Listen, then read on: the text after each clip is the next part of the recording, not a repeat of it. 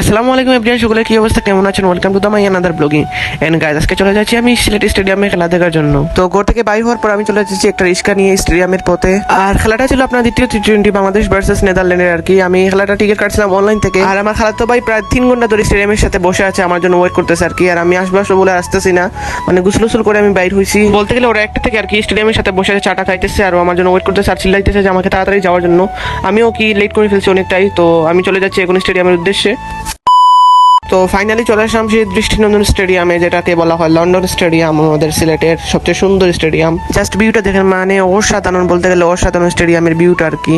আর আমরা 3 ঘন্টা আগে চলে এসেছিলাম, 6টার সময় খেলা, আমরা চলে এসেছি 3টার দিকে। এই জন্য অনেকক্ষণ ওয়েট করতে হবে, বসতে হবে আর কি। অনেকক্ষণ ওয়েট করার পর দেখতেছি খেলোয়াড়রা মাঠে চলে এসেছে। বেশিরভাগই নেদারল্যান্ডের ক্রিকেটাররা তারা চলে এসেছে, আর বাংলাদেশিরা কোথায় আছে এখনো দেখা যাইতেছে না। প্রথম টি-20 আপনারা দেখছিলেন 134 রান টার্গেট দিয়ে বাংলাদেশ মাত্র 11 ওভার না 12 ওভারে খেলা জিতে গেছিল। দেখা যাক আজকে কি করে ওরা। সিলেটের এই ভিউটা ভাই মারাত্মক লেভেলের, বুঝছেন, মানে মানুষ পাগল হয়েছে এই ভিউটা দেখে। সিলেট প্রতিবারই এরকম একটা ভিউ আমাদের সবসময় উপহার দেয়। এই সিনটা দেখে প্রায় আমি মুগ্ধ হয়ে গেছি। উনি মানে ডিউটিও করতেছেন, আবার নামাজও পড়তেছেন, আল্লাহ ওনাকে নামাজ কবুল করুক। আমরা স্টেডিয়ামে গ্রিন হিলে বসে আছি, মানে টিলার উপরে আর কি।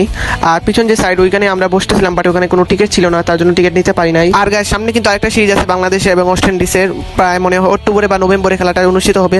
সবাই আসবেন এবং খেলাটা উপভোগ করবেন, আমিও আসবো, দেখা হবে। এই ছিল স্টেডিয়ামের আমার সর্বশেষ ব্লগ। তো এখন আমরা চলে যাবো বাসার উদ্দেশ্যে স্টেডিয়াম থেকে বিদায় হয়ে। আর আজকের ব্লগে আমাদের বন্ধুদের দেখানো হলো না, এখানে আছে সৈজাদ, শামীম এবং মাসুম। ভিডিও যদি ভালো লাগে থাকে তাহলে আমার ইউটিউবটাতে একটু সাবস্ক্রাইব করবেন আর ফেসবুক পেজটা ফলো করে দিয়েন।